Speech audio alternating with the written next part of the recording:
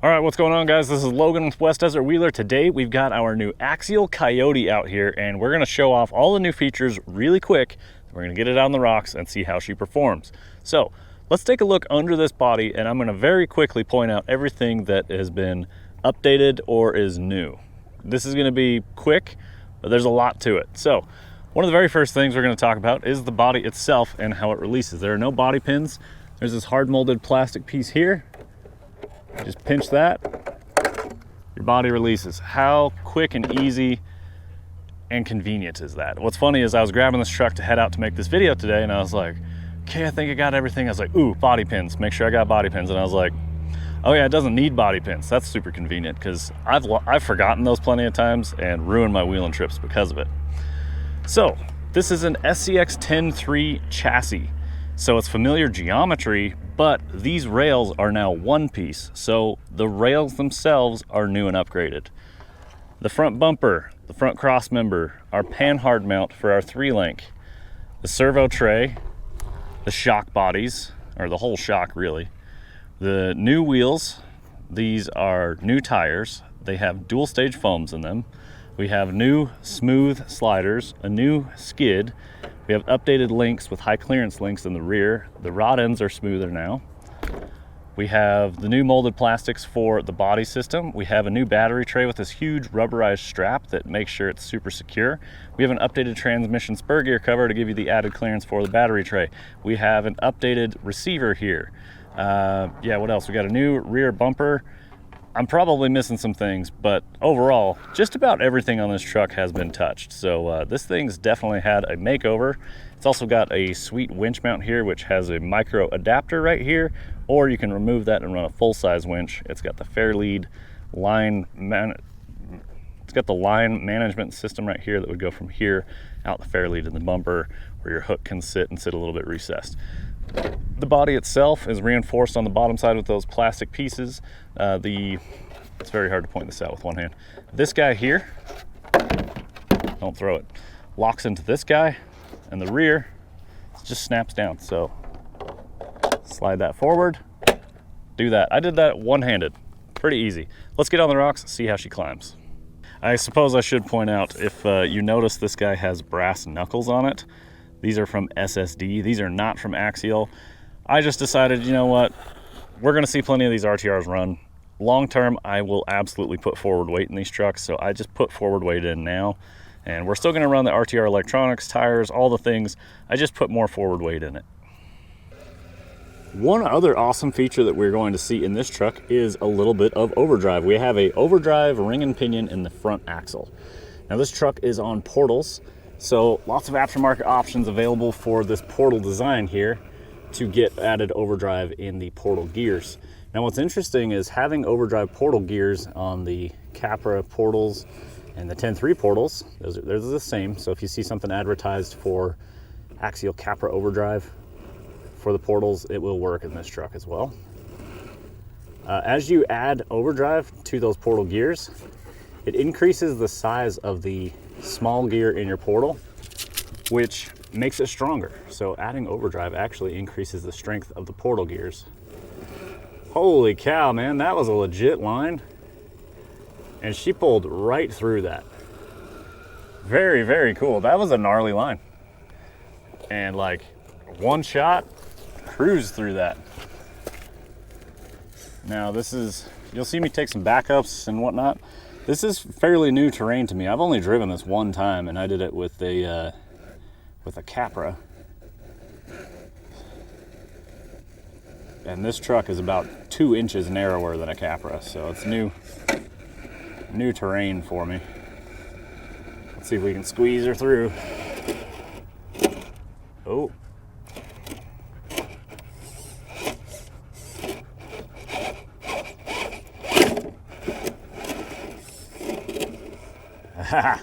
Got that forward front weight, and that definitely helped out.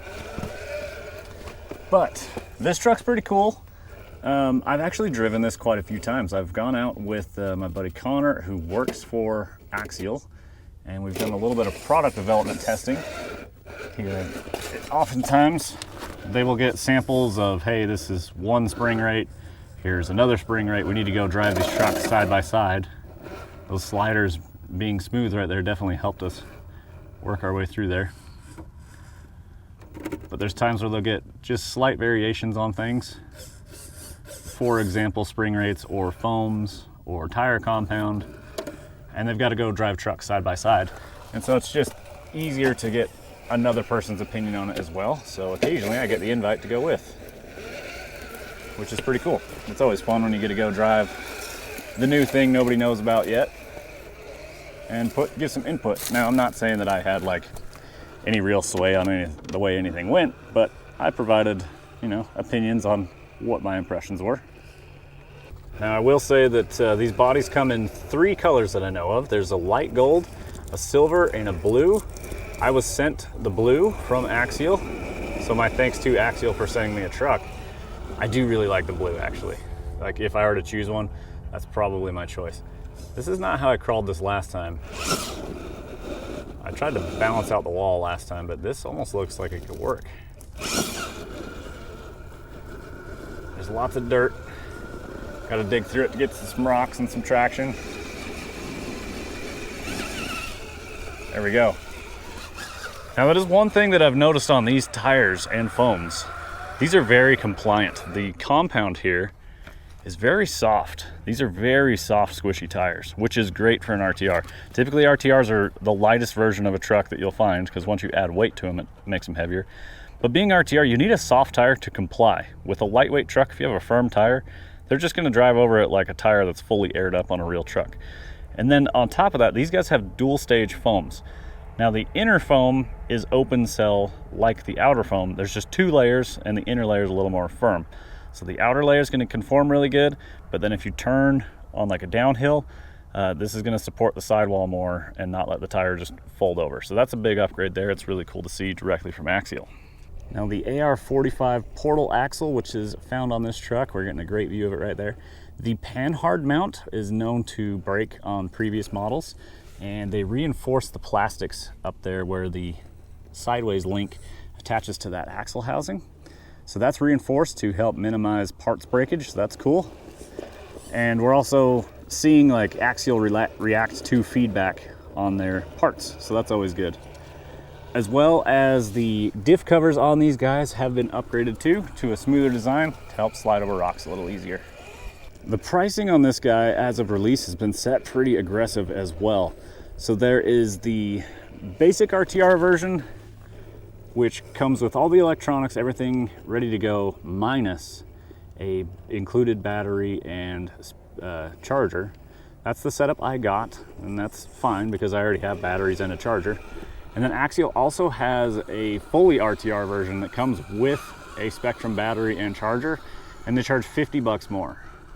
I don't want to say the exact price because things may change in the future, but when you look into it online, yeah, it's priced aggressively. This is an entry-level truck, and I think it's going to work well for people. So I like what they've changed here on this platform. We've got increased performance all around with these changes, particularly like just very simple things like smoother plastics that allow the sliders to work better and actually slide over things. Previous versions of the truck had ribbed along the bottom edge of the slider, which makes 0 sense. I don't know how that ever became a thing, unless it's just a manufacturing thing, but I can't imagine how a ribbed slider would make any more sense than something smooth to come out of a mold or whatever. Yeah, we're not making it up that one. That's okay. I'm experimenting out here. I haven't driven this area a ton, so still finding new lines and what works. But that's a pretty big ledge there. Let's see if we can drag it. Oh, starting to unload in the front. We are on an uphill angle as well, so that's hurting our performance. And then with that tire being leaned over, oh, she did it. Very nice. I was trying to come up with excuses, but she pulled it off. So the Trepidors look great. And then they also have those plastic glue-on wheels. I don't love to see glue-ons because we don't get to reuse the components like tires and foams if you do upgrade wheels. At this point, you're somewhat forced to buy new wheels and foams as well, buy new tires and foams as well.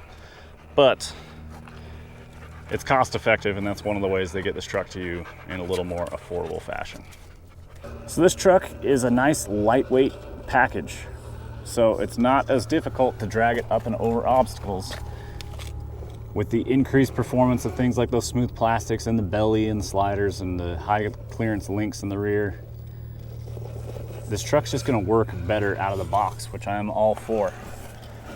So this is it's kind of aimed at somebody newer to the hobby who just wants to grab a truck that gets good performance, that looks somewhat scale while not being the main focus, but it also doesn't look like a moon rover. That's not working out for us in there. You know, just something reasonable. This is absolutely reminiscent of a truck that I would build, using a body like this, higher clearance, higher performance. Typically, over the last little while, I haven't built C-channel trucks, meaning that steel chassis in there, but that still allows you to run super scale components if you choose to do so later. This is just a great starting point that you get to build into whatever platform you ultimately want, whether that's more of a scale truck or more of a performance truck. There are options out there on the market to swap the chassis to something lighter if you want to go really crazy performance.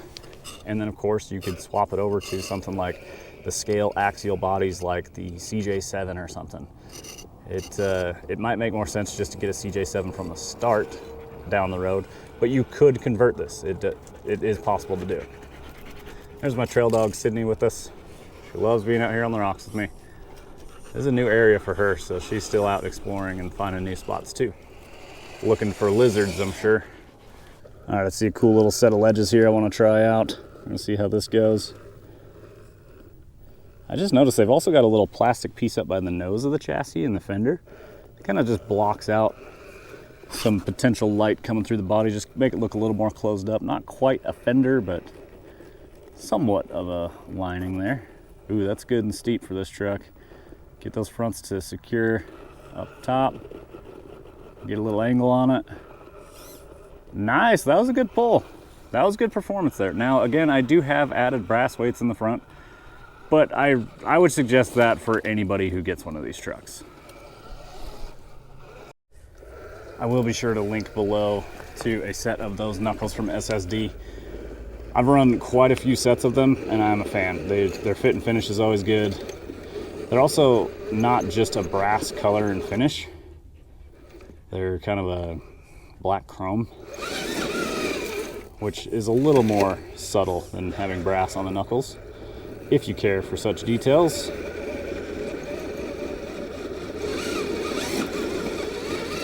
This truck's lacking a little bit of weight to kind of bully those bushes around. It's, like I said, it's a lightweight. So trying to get those things to fold over. Sometimes the bushes win. Now, I recently came out here with that Capra, like I mentioned, and had to figure out my way through here. Ultimately, it led to the line we're about to drive. So let's see how this truck compares, if we can get it to follow in that Capra's footsteps. It's one of my favorite Capras. We're rim locked there. A rock went through into the center of our wheel, and we couldn't turn and couldn't get it to rotate. Pretty bound up there. The servo is still working though. This guy's pretty good for a little RTR servo here. Yeah, we're gonna see if we can push into this. Our rear tire is certainly going to try and fall off this ledge.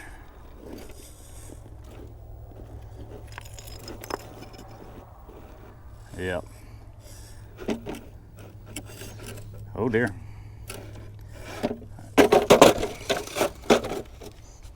Come back, little buddy. All right, so let's try this approach. Yeah, not a lot of traction.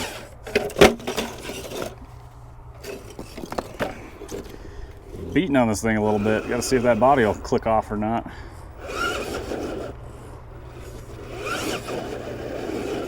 Ah, that was close. Now we're just digging holes.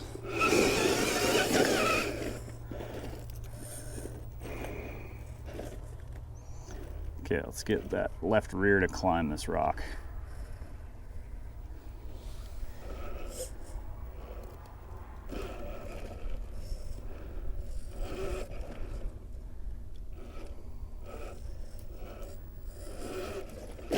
Yeah, it just doesn't quite have that forward bias to settle that front down. Now you need an aggressive forward bias there.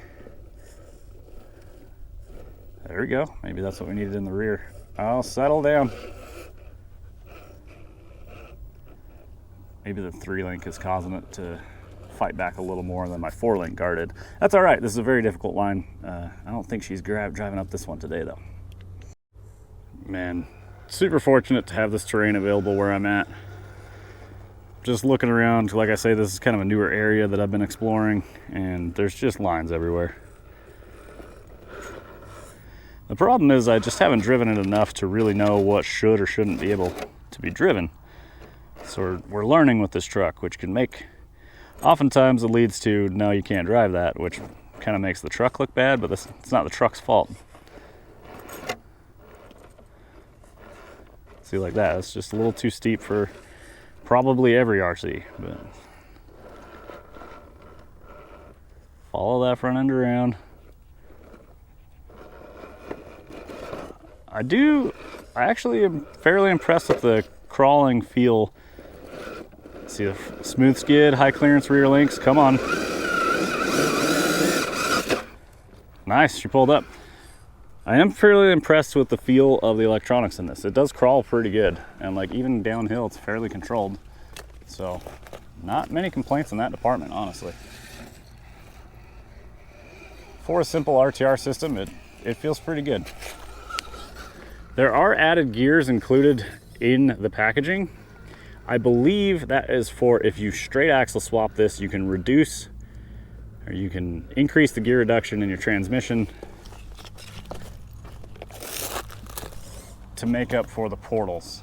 So if you straight axle swap it, all of a sudden this truck will be really fast. You use that gear set internally in the transmission, you remove 2 gears and install those other 2 gears included, and it will allow you to do straight axles on this truck, is what I believe those are for. I haven't confirmed that, but on this Axial LCXU transmission, that was originally the design. Another thing, some people ask if this truck comes with dig. It is available for this transmission. This truck does not come with it, but it's an option part you can pick up from Axial. Another question that I saw was like, can you get certain parts from this truck? And that is a forte of Axial, is they've always been very good about replacement parts in like literally every aspect of the truck. You can get any component for any truck that they made when they come out. Now, some of them might have been discontinued at this point and a little harder to track down, but they're usually pretty damn good about having replacement parts available. Let's watch this belly skid. Yeah, nice and smooth, no drama, worked out. A little off camber here, this could get ugly. Woo! Sometimes momentum is your friend. I don't see this going well at all, so I think I'm gonna stop here. All right, last time I came through here, this is one of the most extreme spots that we saw and had to figure out how to drive through. That cab just able to squeeze through. Okay, now we're gonna take like a 90-degree left-hand corner through like vertical walls. Let's get around to the other side. I've still got a little throttle held on here. We got to get this tire up. Oh, come on. Oh, get out of there. Come on. It's so close.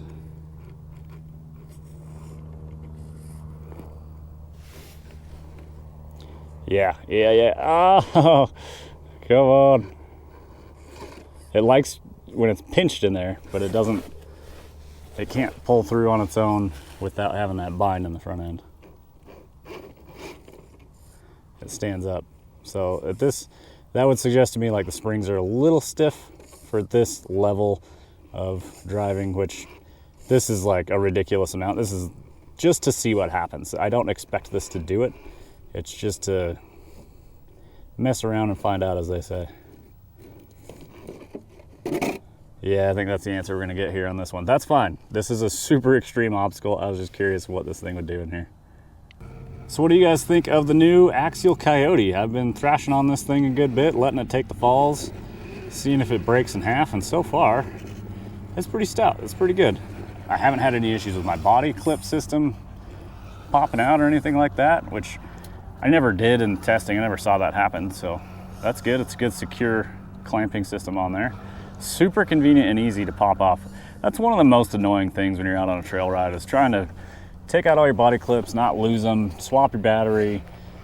I've had it where I've had the clips laying in a body before. Someone walked up, just picked up the body, and then threw all my clips everywhere, and I was unprompted. I was like, why did you pick up that body right there? But you know, with this thing, you're not gonna lose parts. You're not gonna forget parts as well. Unless you forget the body, that'd be an issue, but you can do that with any other truck as well. But overall, this thing, a good little performer. It's got great potential, and I like the changes we've seen in the 10.3 platform. I know people are gonna give the plastic shocks a hard time, but as long as shocks don't leak, that's really what I care most about. So time will tell on that, which Connor's been very impressed with them in his testing, so that says a lot to me. I trust Connor's opinion on stuff like that. Another thing I've been really impressed with today is the tire compound. These are working. I'm pretty impressed with these. I think they made some changes since the last time I drove the truck, because the tires weren't as good as they are today. It's starting to wash out a little bit. They eat on these ledgy climbs, and once you get steep, the rear ledges really bully the truck around, because the weight of the truck sits on the rear tires.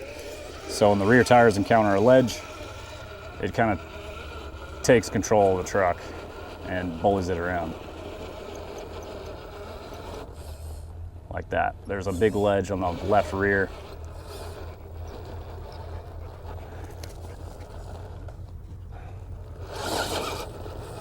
Get it. Get up there. Get up there. Yeah. Nice little climb. The tires are impressive there. That's not too bad. Just keep cruising along, see what other ledges we run into. So you can see the lower half of the tire conforms and rolls under, but then the sidewall still holds fairly firm. That's that dual stage foam working right there. And I remember back when I didn't run dual stage foams, the first time I tried them, I was like, oh, that's why everybody was telling me to do it. They're very important for the performance of the truck. These days I use a printed insert from SL3D-RC, which work excellent. But the fact that the dual stage foams are included in this truck is great value. It really is. And it will make a big difference in the performance of the truck right out of the box. Ooh, do we want to do a sketchy line here? Let's try a sketchy line here. Trying to get that right rear moved over. Kind of intentionally letting it rock up and down a few times. Because we got a huge drop over here, but I think we can wrap around.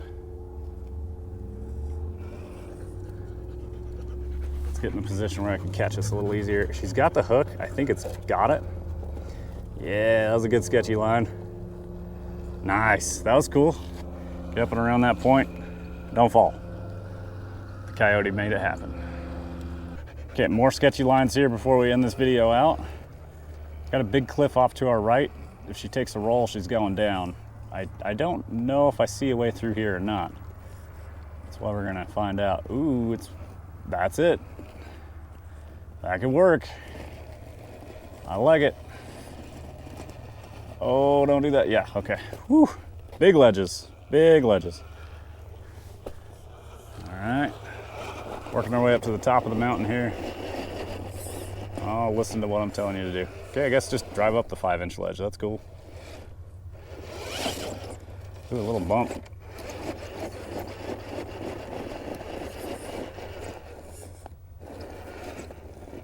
All right, what are we doing here, truck? Come on. That's a much better setup. There we go. Cruise right through that, actually. This thing's working. It's a performance truck, no doubt. For a C-channel rig, this might be the best performing C-channel out there, due to its lightweight and performance driven setup. The shock towers give you more angle on the shocks, which is a cool upgrade. Did I mention, I don't know if I mentioned shock towers as an upgrade when I first overviewed the truck, but those are new too. So guys, we had a great run with the Axial Coyote out here today. Now, if you want a better technical breakdown of what's involved in this truck, check out RC Driver on YouTube. I know Greg always does excellent videos where he really breaks down every little detail. He does a great job, so be sure to check that out, as well as Scale Builders Guild. That's always a great review to check as well. So, thank you guys for watching my video. I really appreciate it. If my review specifically influenced you to pick up a truck online, if you use my affiliate link, it would help me out here. Always go to your local hobby shops to support them if you can. Buy them local if you can, because when the time comes where you have to replace a part and you want it the same day so you can go to an event or something, you need your hobby shop there. So be sure to support your local hobby shop. Mine is Sky RC in St. George, Utah. There will be affiliate links down below in the description. Thank you guys so much for watching. I appreciate it. We will see you guys in the next one. Keep the rubber side down.